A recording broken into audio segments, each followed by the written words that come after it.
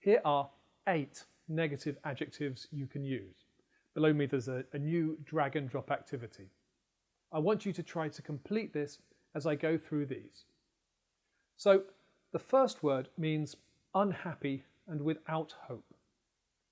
This is also used to talk about people who suffer from a mental disorder, but it has a regular non-medical use. You can say, I am about work. The word is depressed. So if you meet someone and they look a bit down, you might say, you seem a bit depressed. Is everything okay? The next word describes how you feel when you're thinking about a problem you don't know how to solve, or about something that's going to happen that you're not confident about. It's often used as a verb, meaning to think about what might go wrong, to spend too long thinking about problems. The word I'm looking for is worried. The next word is similar to worried, but it's characterized more by fear. So if you're worried, it might be about a problem at work or someone you care about. But if you're feeling worried about something that you have to do, then you can use this word. So it's like a little scared about something that's going to happen. Maybe you feel this way because you have to do a presentation at work, or perhaps before a flight. Lots of people are a bit frightened of flying, so they feel this way before a flight. The word I'm looking for is nervous. The next word is another word that can be used to describe a mental disorder. This is quite hard because it's very similar to worried. The main difference is that this feeling is like a background feeling. So if you have a problem at work, while you're thinking about it, you feel worried. If you're still feeling bad later when you're not thinking about it, then you're feeling this way. It's pretty horrible. The word I'm looking for is anxious. The next word is quite hard to explain.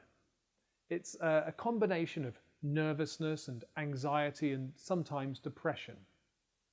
I think one of the main causes of this feeling is being responsible for something that you can't control. So for example, if you're waiting for another team to solve a problem that you're going to be held responsible for. If you experience this for a long time, you can become unwell.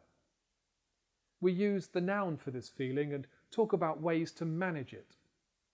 The feeling is stressed. You can also say stressed out. I'm feeling a bit stressed out at the moment. The next word is good to include because it's actually more advanced. You feel this way when you're presented with too much information all at once. You might feel this way if you have too much to do, too many different tasks, so it feels like you can't hold them all in your mind at once. The word is overwhelmed. We also use the opposite if we see something that we expected to be bigger or more impressive. You might hear someone at work say, I was a little underwhelmed by the presentation, meaning it wasn't up to their expectations. We only say overwhelmed or underwhelmed. Okay, I was only going to describe adjectives here, but here's a short expression. Sometimes it feels like you are not able to direct your feelings and behaviour in the direction you need. It's like you're in a car and driving, but the steering wheels and brakes don't work. When you're feeling like this, you're feeling out of control. Next, this word means the opposite of confident.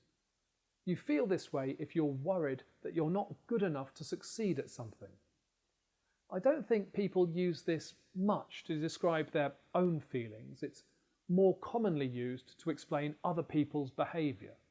If someone tries too hard at work, or they are too friendly or weird in some way, it might be because they lack confidence, and you could say that they're a bit insecure.